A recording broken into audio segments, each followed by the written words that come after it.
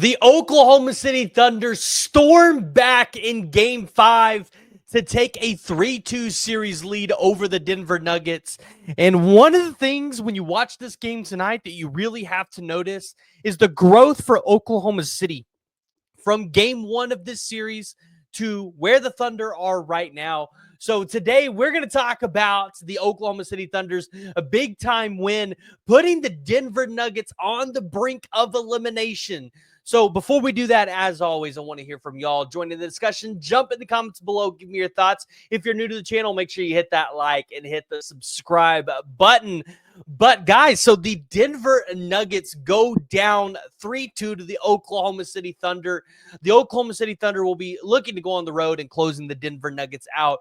But this was a big-time win for the Oklahoma City Thunder because for the majority of this game, it really felt like Denver was outplaying Oklahoma City, and they, for the most part, had a pretty healthy lead. You saw Oklahoma City cut the lead to 2 points or tie the game, but Denver would pull back out to a 9-10 point lead. They just couldn't really ever get it to that 14 to 15 point margin, which kind of has been the point of no return in this series, right? If you get it there, the other teams, it's usually just too much for them to come back.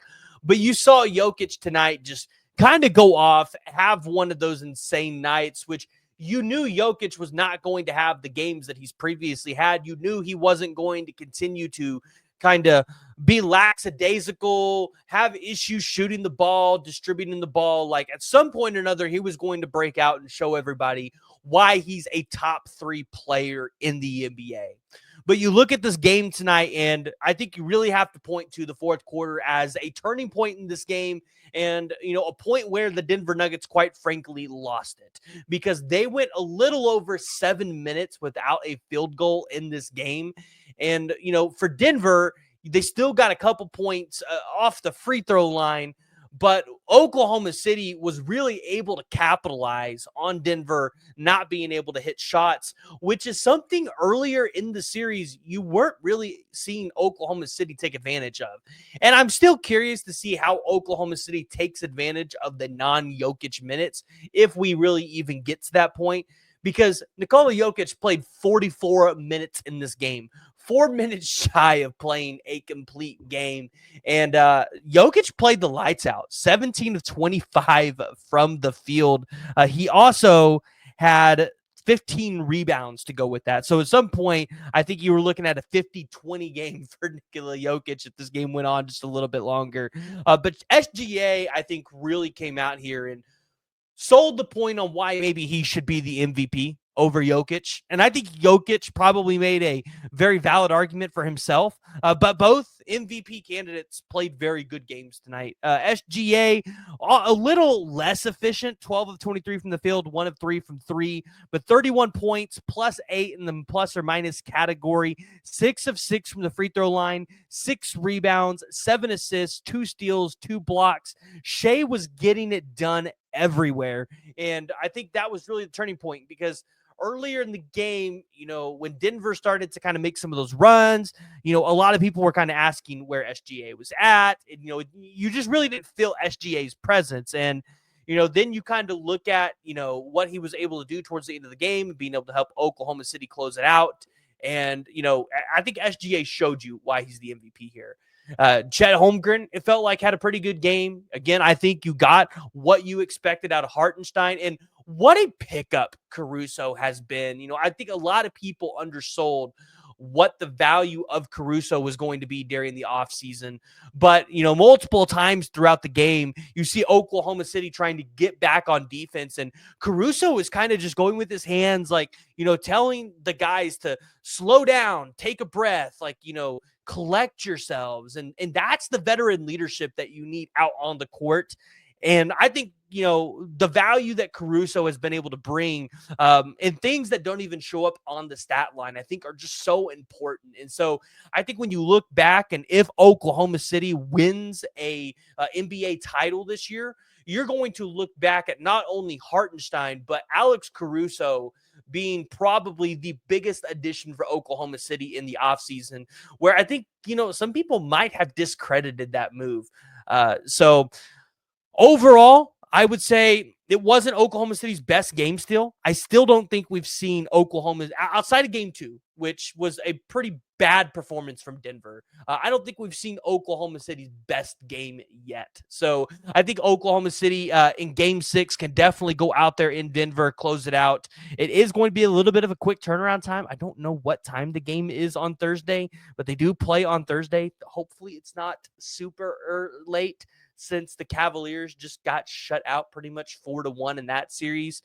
But yeah, I mean, the Oklahoma City Thunder, they shot better from the field, 50%, 41% from 3.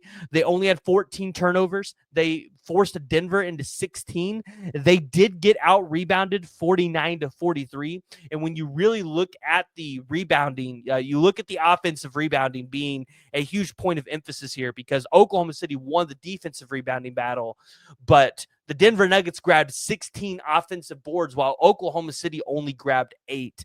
And so definitely, I think, if you limit that to half and it's just 8 for Denver and 8 for Oklahoma City, this is probably a 15 to 20 point win for Oklahoma City at this point. But pretty clean game when you look at it. No technicals, no flagrants. The largest lead was Denver with 12, Oklahoma City with 10. And, Oklahoma City showed that grit and that determination. And again, something that if you're an Oklahoma City fan, you should feel really good about coming out of this game is seeing Oklahoma City really put it together towards the end and being able to close it out. That was one of the things in game 1 that we really had some questions on Oklahoma City with after they lost that game. You started to see some of those things creep back up in game 3. But game 4 and game 5, it's really seemed like Oklahoma City's kind of put their head together, and they've really been able to go out there, play complete games, and, really get it done in the fourth quarter. So you're up 3-2. You get an opportunity to close this out in Denver, which if you're able to do that, I think you should be right on pace with Minnesota, because Minnesota's probably going to close out their series with because Minnesota and Golden State are going to play on Thursday. So, yeah, you're going to get to potentially close this series out on the same night that Minnesota gets to close it out. So you guys will get an equal opportunity of rest, and Oklahoma City should be able to come out in that game or in that series and be just as competitive. But, you survive a game where Jokic was absolutely insane, absolutely incredible. And I think this really speaks to what this series has been. And I think it's been literally one of the best series in the NBA playoffs this season. I mean, the Clippers-Nuggets first round series was absolutely incredible, but this one I think has had just so many storylines to it. And it's had a lot of eyes on it. And I just feel like this one's had a lot more energy to it. And I think it means a lot more as well, especially with it being a second round series. And so, it's just been a crazy and insane series. And I think the crowd really showed up at points in time for it. So, yeah, we'll just have to see what Oklahoma City's going to be able to do in game 6. Can they win a third straight game against Denver? Neither team has won 2 straight in the series up until this point. So Oklahoma City, they can really go out there, prove the haters wrong, get to the NBA conference finals in the West, and then hopefully get to the NBA finals, where your opponent probably is going to be Indiana or New York at this point, which should be a pretty easy path to an NBA championship. So jump in the comments below. Give me y'all's early initial reactions. We'll kind of dive a little bit more into this game on Wednesday. It's currently midnight while I'm recording this. So jump in the comments below. Let me know what you guys think, and we'll catch y'all tomorrow.